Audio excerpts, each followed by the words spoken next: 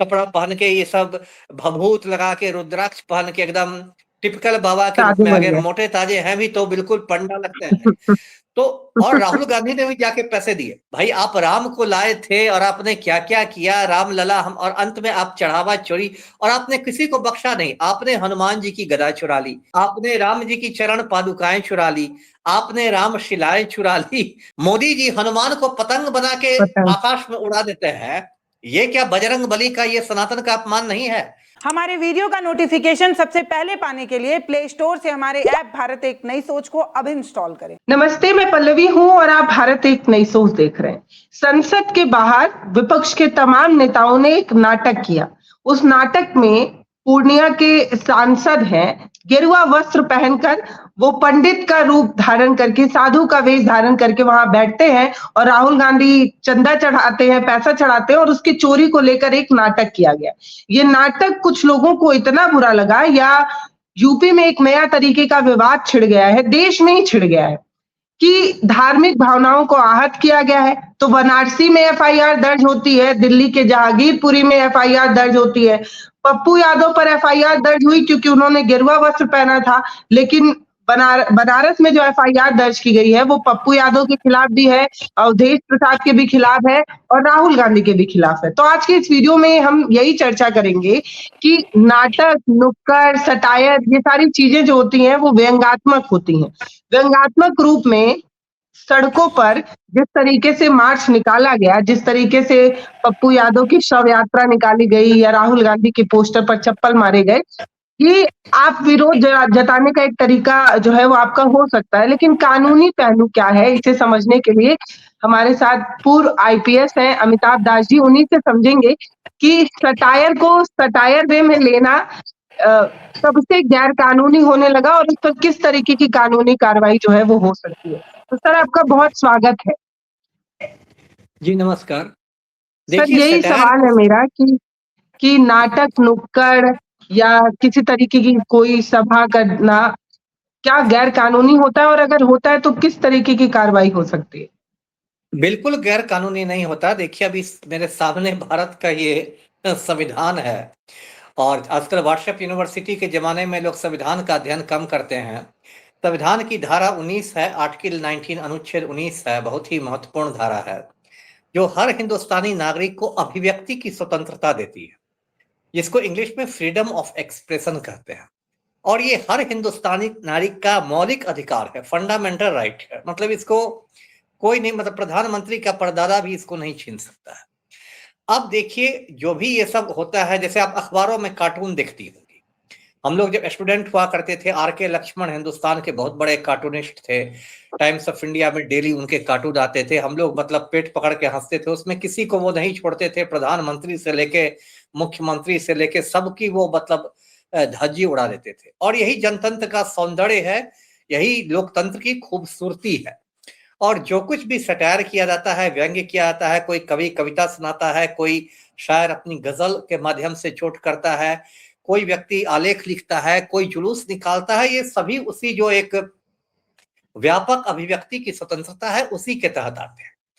अब देखिए 2014 के बाद जो हिंदुस्तान में हालात बने हैं, उसके लिए एक बड़ा अच्छा शब्द आता है, अघोषित आपातकाल। मतलब कहने के लिए इमरजेंसी नहीं है, कागज पर इमरजेंसी नहीं है, लेकिन इमरजेंसी से भी बुरे हालत है। लोग इंदिरा गांधी की आलोचना करते हैं कि उन्होंने 75 में इमरजेंसी लगाई और लोकतंत्र का गला घोंट दिया, लेकिन आज के जो हालात हैं वो उससे भी ज्यादा गंभीर है। अब देखिए इसमें पूरा ये इस संदर्भ को लीजिए जिसमें अभी बात हो रही है। सभी जानते हैं, अब तो हिंदुस्तान का बच्चा बच्चा जान गया है कि राम मंदिर जो अयोध्या में है उसमें बहुत बड़ी चढ़ावा चोरी हुई है। लोग कह रहे हैं 200 करोड़, 200 करोड़ तो बहुत छोटी राशि है, ये राशि 1000 करोड़ के भी ऊपर हो सकती है। और बहुत व्यवस्थित तरीके से चोरी हुई है, मतलब ऐसा नहीं कि किसी ने एक दिन कुछ उठा लिया, मतलब लगता है कि बिल्कुल गिरोह की तरह चोरी हुई है।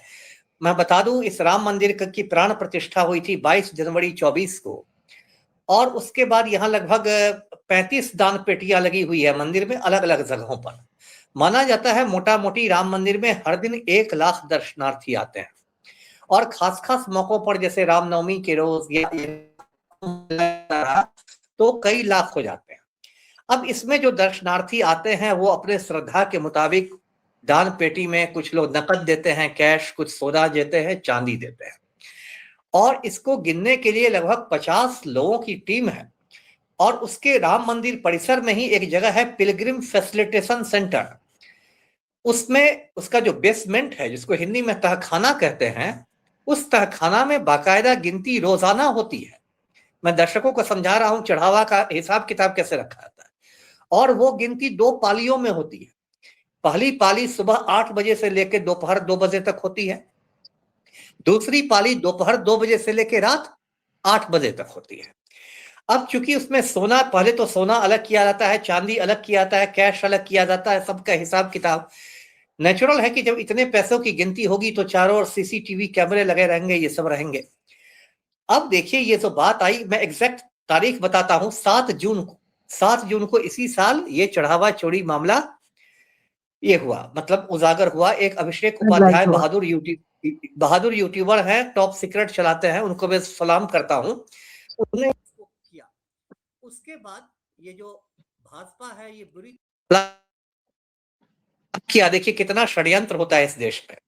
पहला काम किया कि भाजपा आईटी सेल ने अखिलेश यादव की बेटी के खिलाफ एक बहुत ही घिनौना, बहुत ही दुष्प्रचार शुरू कर दिया, और उस बेटी के चरित्र को लेके कीचड़ उछालना, उसके साथ रह रही है, उसके साथ रह रही है, क्या कर रही है, मतलब कहते हैं ना, पूरा मुद्दा का ध्यान भटकाने के लिए अखिलेश यादव की बेटी को, जो कितनी तुच्छ राजनीति है, आप किसी की बेटी को जिसका इस पूरे मामले से कोई संबंध नहीं है, आप उसका कोई लेना देना नहीं है, जो कहीं पढ़ रही है, वो एक और सर आप बच्ची है, महिला देश का सम्मान की बात करते हैं, फिर आप कहते हैं कि आप महिला सम्मान की बात करते हैं। ये कौन सा महिला सम्मान है भाई?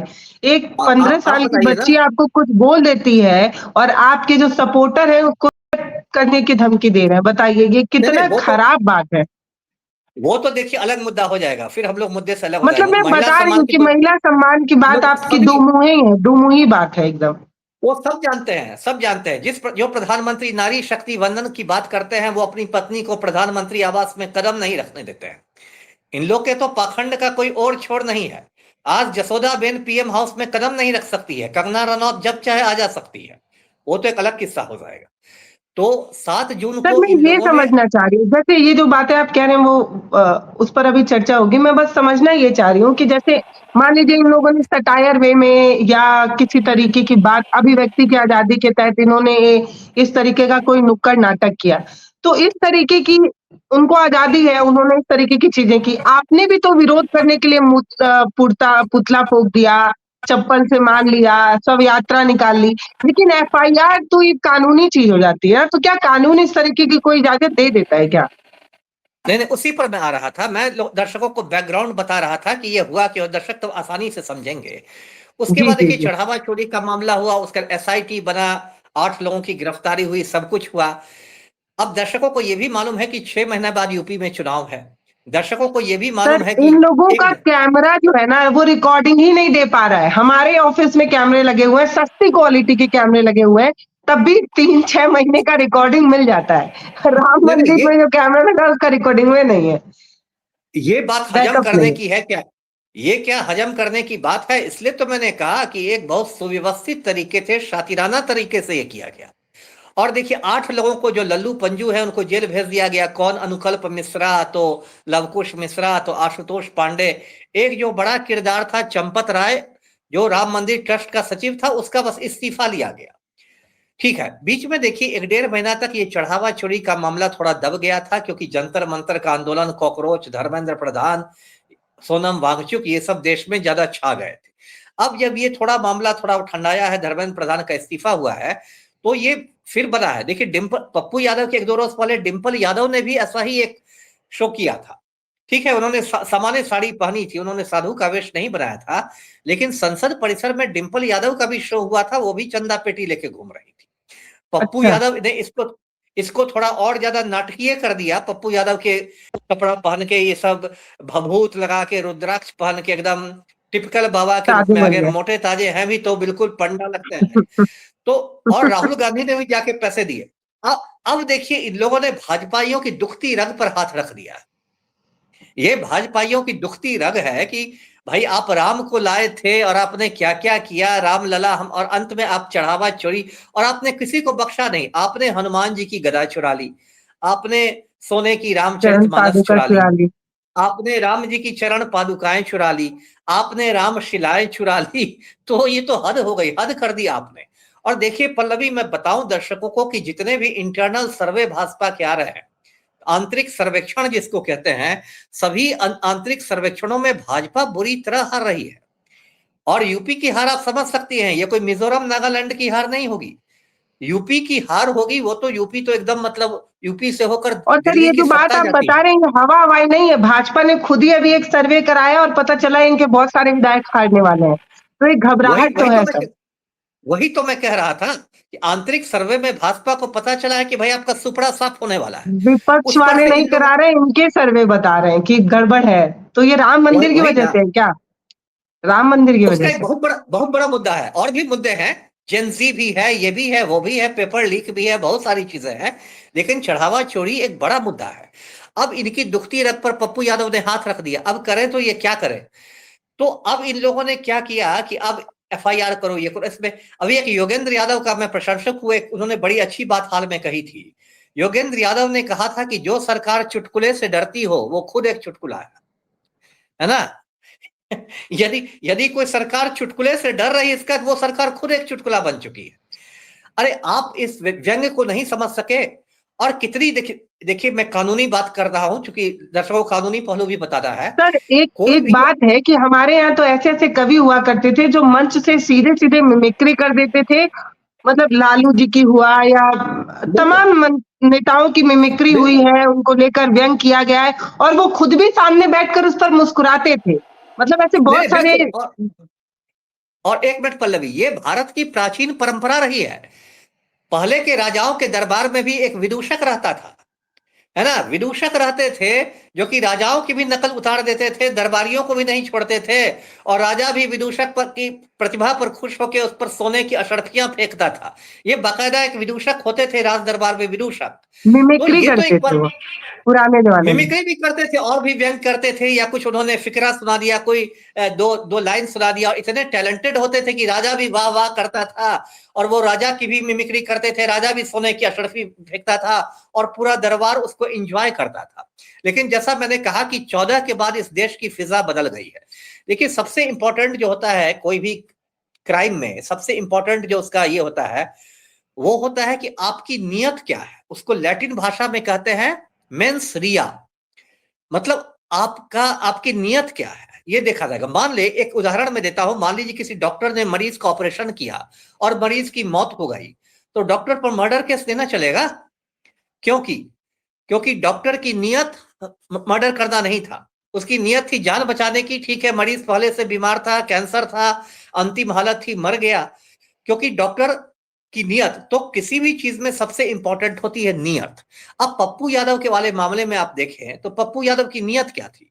पप्पू यादव की नियत सनातन धर्म का अपमान करना नहीं था, ये बच्चा भी समझ रहा है। पप्पू यादव की नियत थी कि सनातन के नाम पर जिन लोगों ने चोरी की है, जिन लोगों ने सनातन के नाम पर इतनी बड़ी लूट मचाई है, उन लोग को बेनकाब करना था, है ना। तो और कितनी देखिए लेकिन इस देश में भगवा पहन पाखंड। लिए, भगवा उन्होंने पहन लिया। अरे संसद में भगवा पहन कर चले गए, इसलिए पर क्यों धार्मिक क्यों, भावना हाथ हो गई। अरे ठीक है, वो तो उन्होंने, मैंने कहा ना कि उनके कह व्यक्तित्व रहे में हैं एक नाटकीय। ये लोग पंडित पे सवाल उठा सकते हैं लेकिन किसी पैगंबर पे ये नहीं बात कर पाएंगे। सर एक वो मैंने तो देखा खैर, कि सर मैं वो ये तो अलग देखी कि मुद्दा अभी हो एक जाएगा। प्रेस कॉन्फ्रेंस कर रहे थे पप्पू यादव अपने ऑफिस के बाहर। आज ही की खबर है, अभी कुछ घंटे की।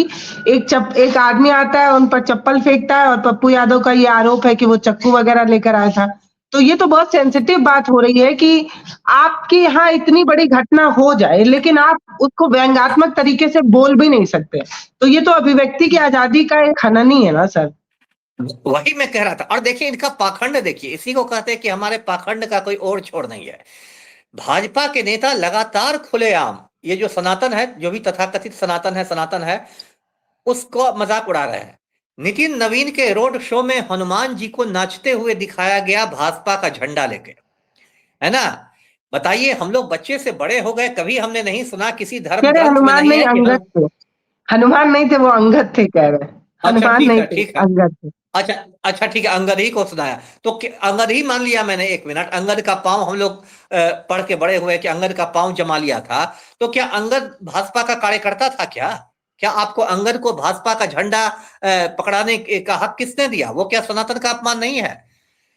मोदी जी हनुमान को पतंग बना के पता आकाश में उड़ा देते हैं, ये क्या बजरंग बली का, ये सनातन का अपमान नहीं है? और जब राम मंदिर की प्राण प्रतिष्ठा हुई थी तो भाजपाइयों का एक पोस्टर जारी हुआ था जिसमें राम जी को इतना बड़ा दिखाया गया था और मोदी जी का विराट रूप दिखाया गया था, और मोदी जी राम जी की उंगली पकड़ के किसी स्कूली बच्चे की तरह उनको ले जा रहे हैं मंदिर में। तो उस समय सनातन का अपमान नहीं हुआ था? और अब जब सनातन का अपमान भी नहीं हो रहा है, जब पप्पू यादव चढ़ावा चोरों को एक्सपोज कर रहे हैं, चढ़ावा चोरों को बेनकाब कर रहे हैं, तो आप छाती कूट रहे हैं कि भाई सनातन का अपमान हो गया। इसको देखिए, कहते हैं उल्टा चोर कोतवाल को डांटे।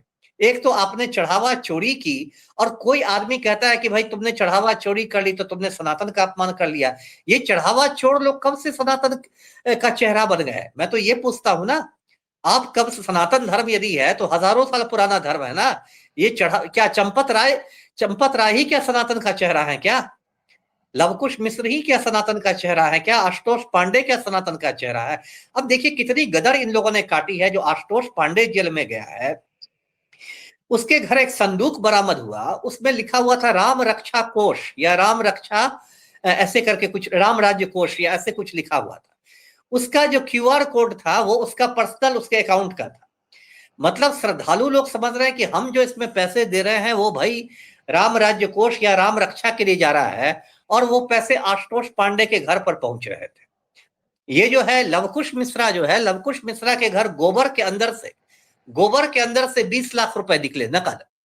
तो क्या ये लोग सनातन का चेहरा है? आज मैं कह दूं कि लवकुश मिश्रा चोर है तो सनातन का अपमान हो जाएगा?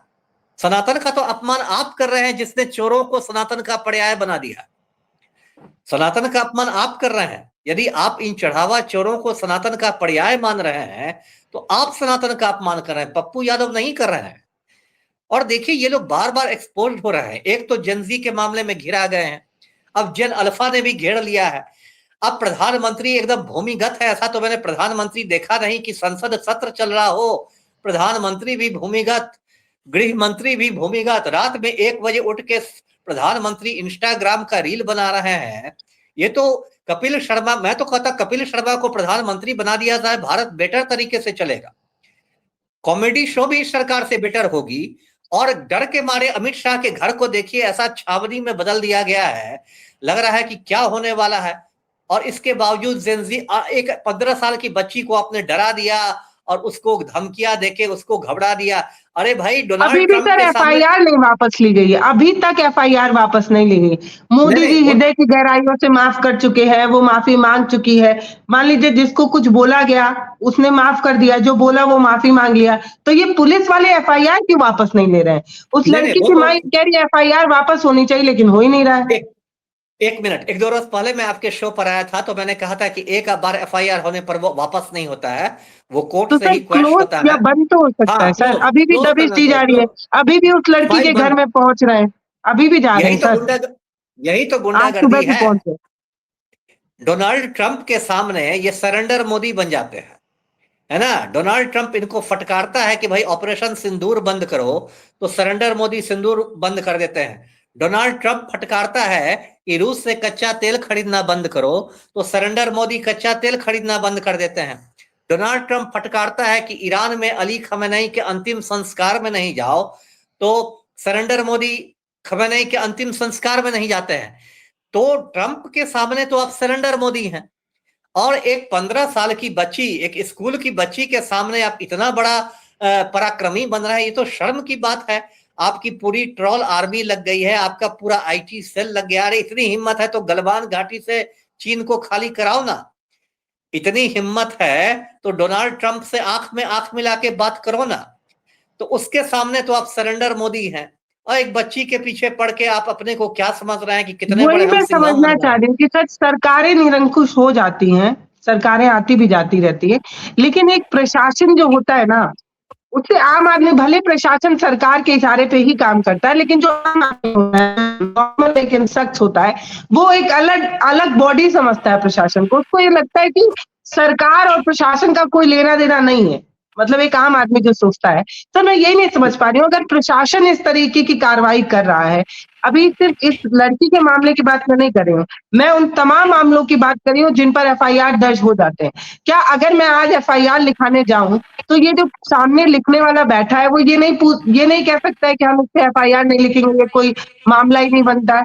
मान लीजिए सर, मैंने विरोध दर्ज कराया, अलग तरीके से कराया, वो आपको पसंद नहीं आया, तो ये जिसको पसंद नहीं आ रहा है, जैसे हिंदू युवा वाहिनी या हिंदू संगठन तमाम जो है वो विरोध दर्ज करा रहे हैं, लेकिन एफआईआर लिखाने से पहले क्या पृष्ठभूमि नहीं तय की जाती है, देखा नहीं जाता है थाने में, या किसी भी बात पर एफआईआर लिखी जा सकती है?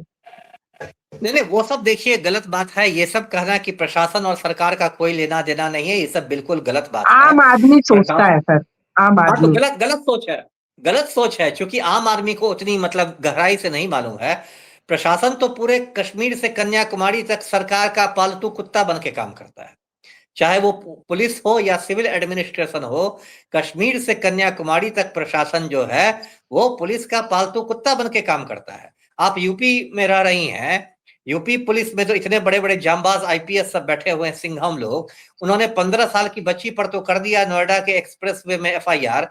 क्या यूपी के डीजीपी को औकात है रघुराज प्रताप सिंह उर्फ राजा भैया उर्फ कुंडा के गुंडा पर एफआईआर सर उन करने की? सबको तो छोड़िए, अभी तक उस आदमी को नहीं ढूंढा गया जो एक बच्चे को डांट रहा था कि तुम जंतर मंतर क्या करने आए हो, उसको थप्पड़ अलग से मार दिया नहीं गया नहीं, था। वही वही तो मैंने उस कहा। आदमी को क्या नहीं ढूंढा गया सर।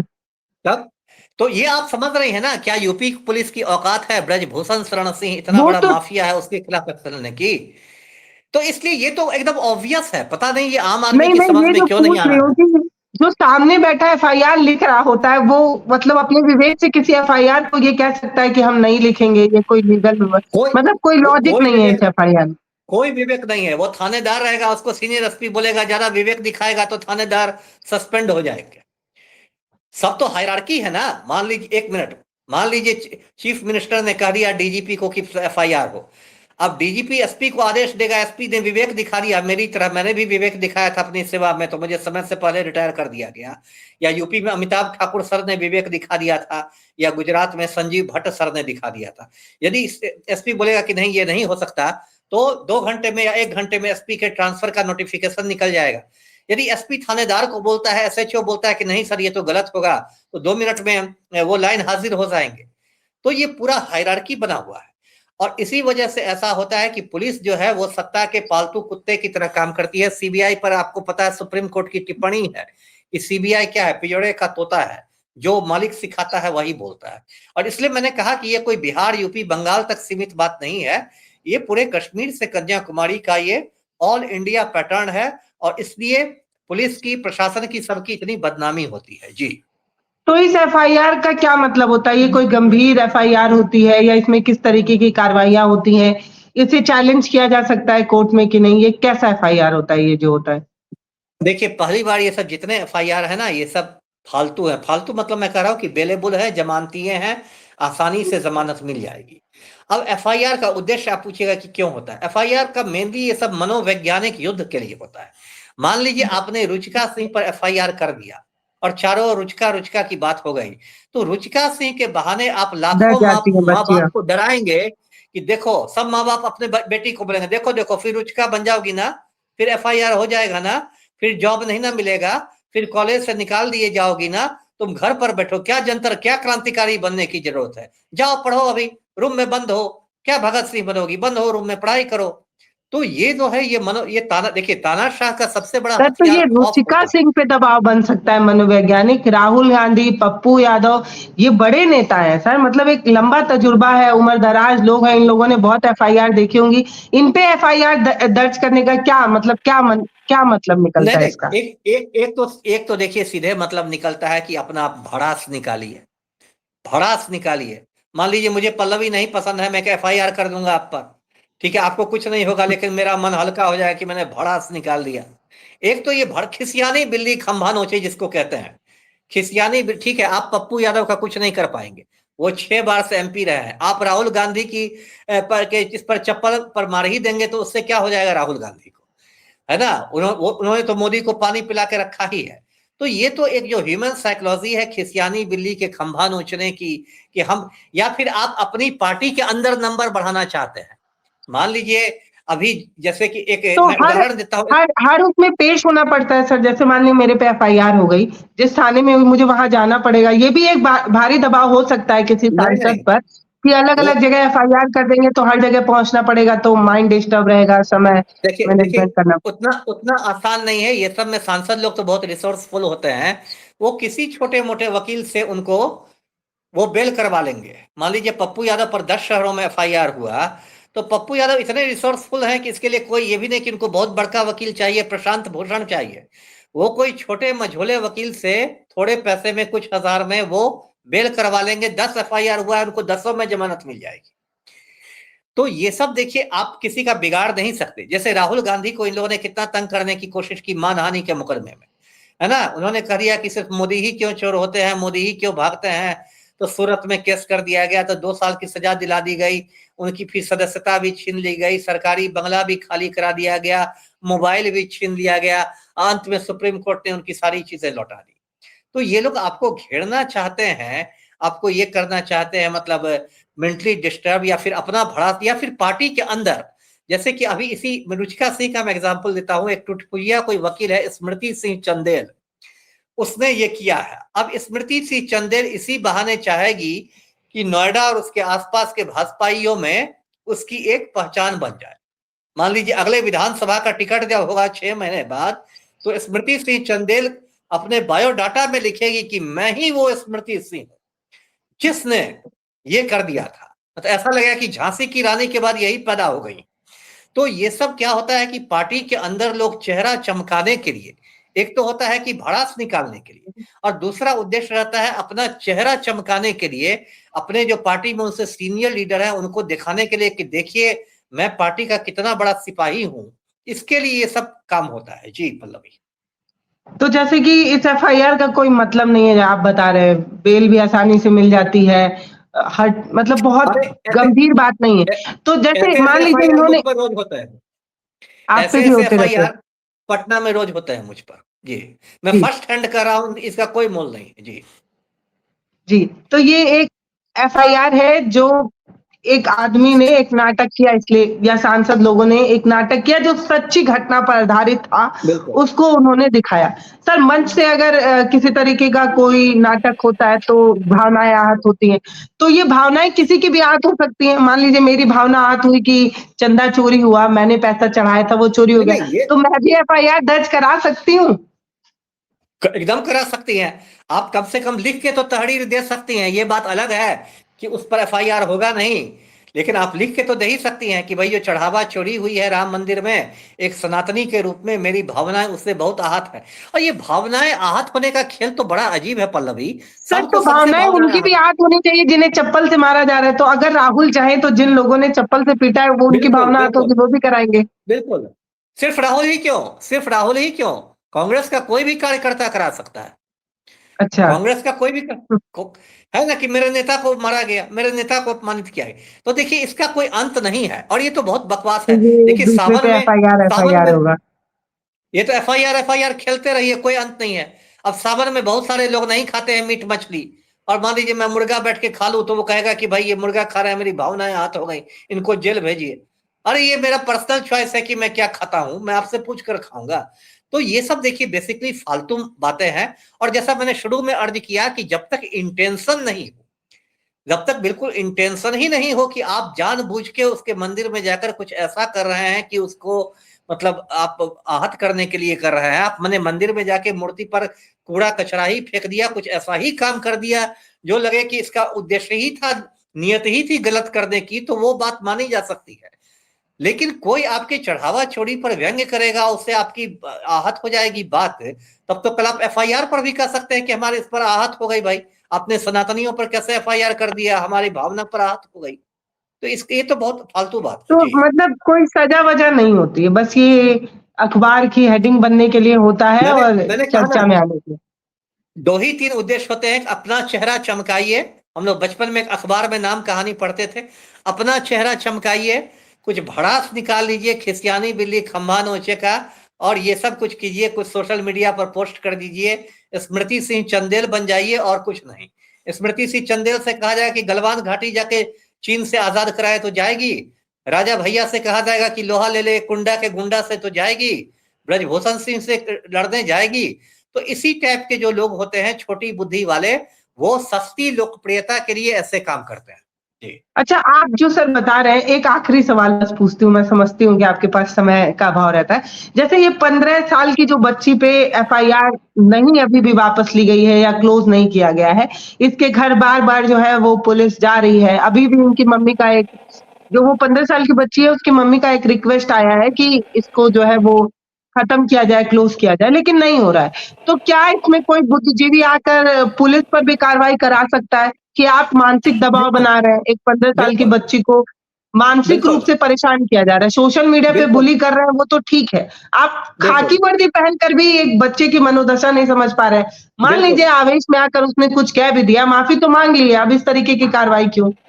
देखिए देखिए, मैं तो रहता ना उसके माता पिता की जगह या उसके करीबी की जगह, तो मैं सीजीएम कोर्ट में, थाना में तो मेरा केस नहीं लेता, सीजीएम कोर्ट में यानी चीफ जुडिशियल मजिस्ट्रेट के कोर्ट में सारे पुलिस वालों पर जो भी उसके घर आ रहे हैं, मैं कंप्लेंट केस कर चुका रहता, परिवाद परिवाद का केस कर चुका रहता कि पुलिस आके हमें टेरराइज कर रही है, हमारी निजता का उल्लंघन कर रही है, ये कर रही है, वो कर रही है। कोई भी अच्छा वकील को रख के मैं सारे पुलिस वालों पर, लोकल एसएचओ से लेकर सारे पुलिस वालों पर सीजीएम कोर्ट में, पुलिस वाले हैं तो आप कानून से ऊपर थोड़े ही हैं, मैं सीजीएम कोर्ट में सब पर परिवाद पत्र जारी कर देता, कंप्लेंट केस कर दिया रहता। जी।